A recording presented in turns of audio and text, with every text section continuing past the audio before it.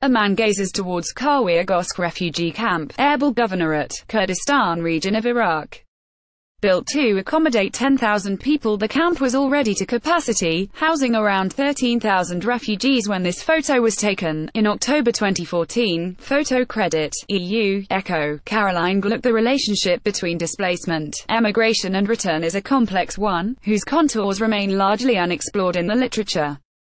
Since June 2014 and the Islamic State's expansion, Iraq has experienced all of the above. The number of internally displaced people, IDPs, reached more than 3 million, a large portion of which found refuge in the Kurdistan region of Iraq, KRI. In 2015, Iraqis were among the top 3 nationalities reaching Europe through the Mediterranean routes, after Syrians and Afghans. Displacement and emigration occurred in parallel to a disorderly return process that depended on localized circumstances.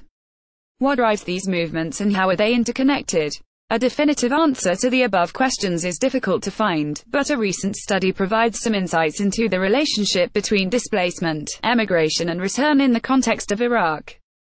Data suggest that IDPs' perceptions regarding the future political, economic and security situation in Iraq over the next 5 years is the most relevant factor determining people's movements within an overall negative assessment of the future of Iraq. IDPs wishing or planning to leave the country hold a more pessimistic view compared to those who want to return or stay in displacement.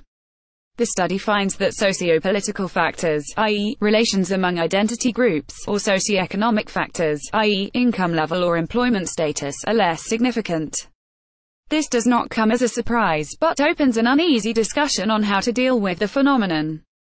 Indeed, the study implies that specific policy interventions targeting the socio-economic or socio-political conditions of displacement would not contain migration flows from Iraq. 2. Are Europe obsessed with migration flows? The findings also indicate that the number of migrants from Iraq could fluctuate based on a deterioration of the perception of future developments in the country, something that cannot be easily controlled. In the search for policy solutions, it seems instead that reaching a comprehensive and definitive political settlement in Iraq is likely to influence IDPs' movements. Such recognition requires, ultimately, a changing perspective on the issue of displacement, emigration and return in Iraq, one that sees, beyond the trigger factor of the Islamic State, the prior governance deficit as the main source of Iraqis' negative expectations about the future.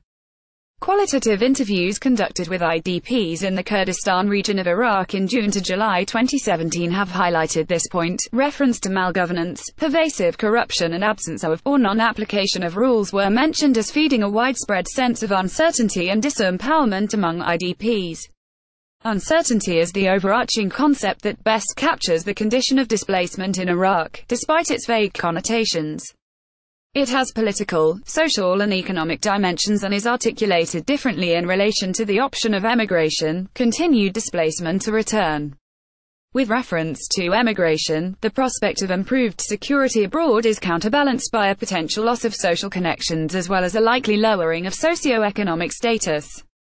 With reference to continued displacement, at least among IDPs residing in the KRI, the guarantees of a system of assistance are weighted against the unclear definition of citizenship in the region.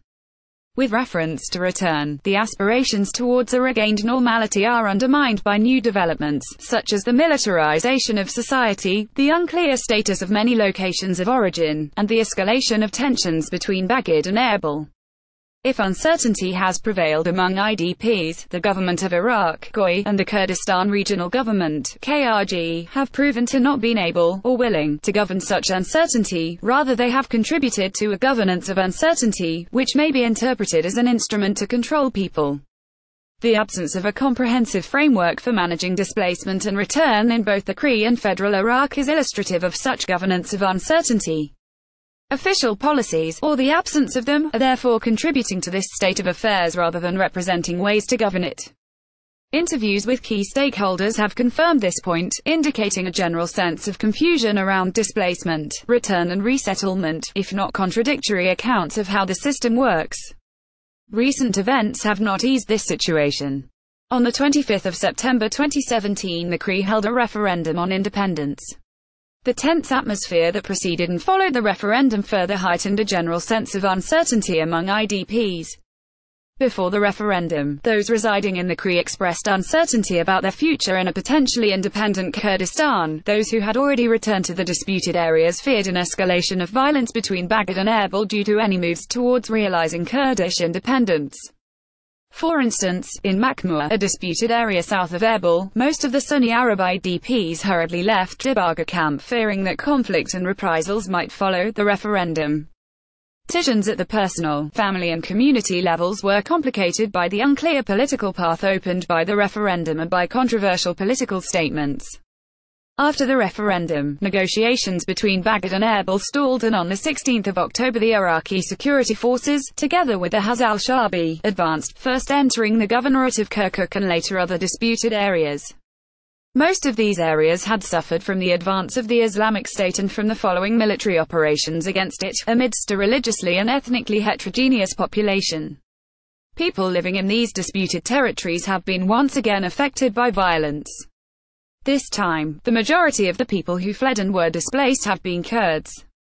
According to the Joint Crisis Coordination Center (JCCC), 168,372 civilians, most of them Kurds, have been displaced from Kirkuk, Kynakeen, Tuzkermatu, Zamar and Rabia and found refuge in the Kurdistan region.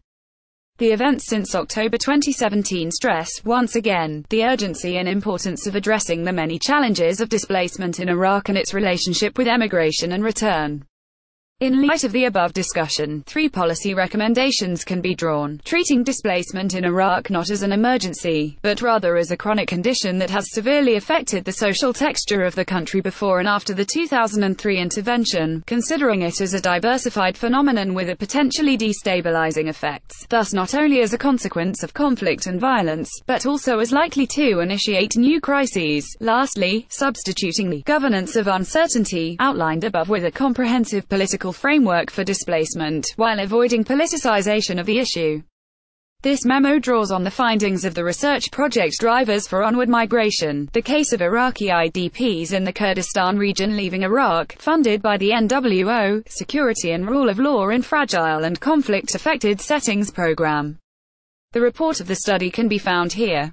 The collaborative project between the Middle East Research Institute, MERI, Kandal and the Joint Crisis Coordination Center, JCCC, was carried out in a period 7 May to 7 November 2017. Methodologically, the study combines quantitative and qualitative analysis based on 500 questionnaires distributed among IDPs in the Cree between May and June 2017, 30 semi-structured interviews conducted with IDPs in June to July 2017.